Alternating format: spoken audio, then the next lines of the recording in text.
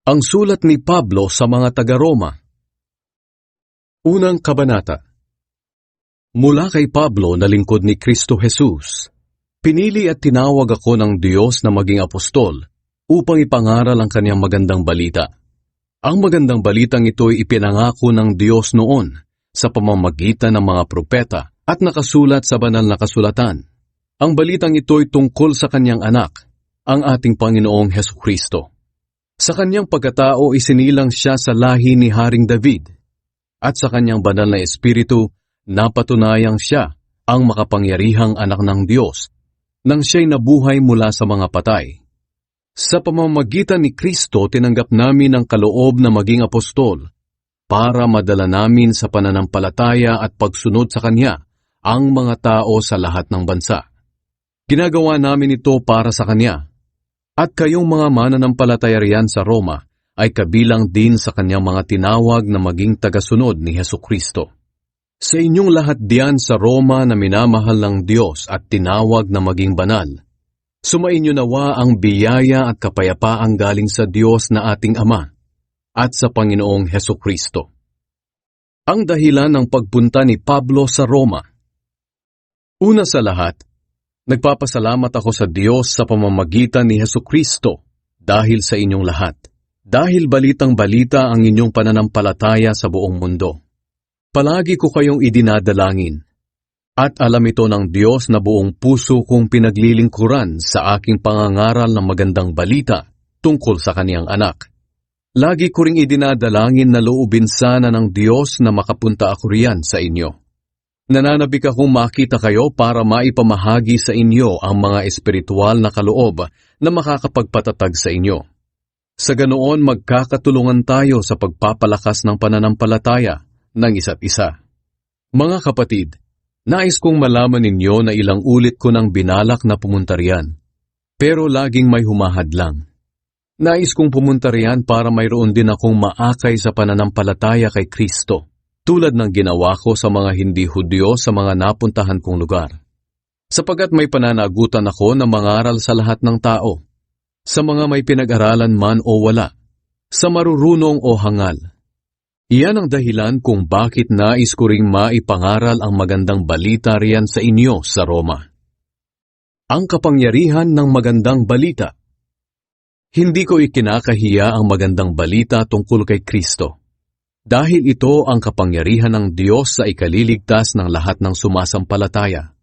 Una ang mga Hudyo at gayon din ang mga hindi Hudyo, sapagkat ipinapahayag sa magandang balita kung paano itinuturing ng Diyos na matuwid ang tao, at ito'y sa pamamagitan lang ng pananampalataya. Ayon nga sa kasulatan, sa pananampalataya mabubuhay ang matuwid. Ang galit ng Diyos sa lahat ng kasamaan. Ipinapahayag ng Diyos mula sa langit ang kanyang puot sa lahat ng kasamaan at kalapastangan ng ginagawa ng mga tao, na siyang pumipigil sa kanila para malaman ang katotohanan tungkol sa Diyos. Sapagkat ang katotohanan tungkol sa Diyos ay malinaw sa kanila dahil inihayag ito sa kanila ng Diyos.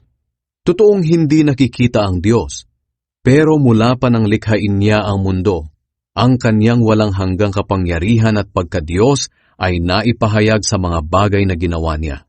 Kaya wala silang maidadahilan. At kahit alam nilang may Diyos, hindi nila siya pinarangalan o pinasalamatan man lang. Sa halip ibinaling nila ang kanilang pag-iisip sa mga bagay na walang kabuluhan, kaya napuno ng kadiliman ang mga hangal nilang pag-iisip.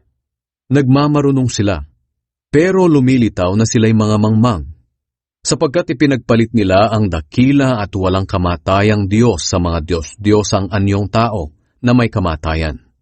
Mga ibon, mga hayop na may 4 na paa, at mga hayop na nagsisigapang. Kaya hinayaan na lang sila ng Diyos sa maruruming hangarin ng kanilang puso, hanggang sa gumawa sila ng kahalayan at kahiyahiyang mga bagay sa isa't isa. Ipinagpalit nila sa kasinungalingan ng katotohanan tungkol sa Diyos. Sinamba nila at pinaglingkuran ang mga nilikha sa halip na ang manlilikha na siyang dapat papurihan magpakailanman. Amen.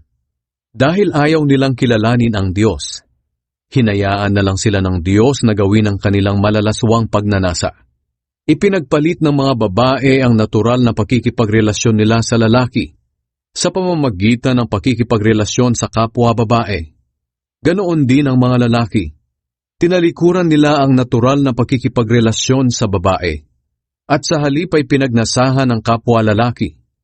Kahiya-hiya ang ginagawa nila sa isa't isa. Dahil dito pinarusahan sila ng Diyos ng nararapat sa kanila. At dahil sa ayaw talaga nilang kilalanin ng Diyos, hinayaan niya sila sa kanilang kaisipang hindi makapili ng tama. Kaya ginagawa nila ang mga bagay na hindi nararapat. Naging alipin sila ng lahat ng uri ng kasamaan, kalikuan, kasakiman at masasamang hangarin. Sila'y mainggitin, mamamatay tao, mapanggulo, mandaraya, at laging nag-iisip ng masama sa kanilang kapwa. Sila'y mga tsismoso't tsismosa at mapanirang puri. Napupuot sila sa Diyos, mga walang galang at mapagmataas. Naghahanap sila ng magagawang masama at suwail sa mga magulang nila. Sila'y mga hangal, mga traidor at walang awa.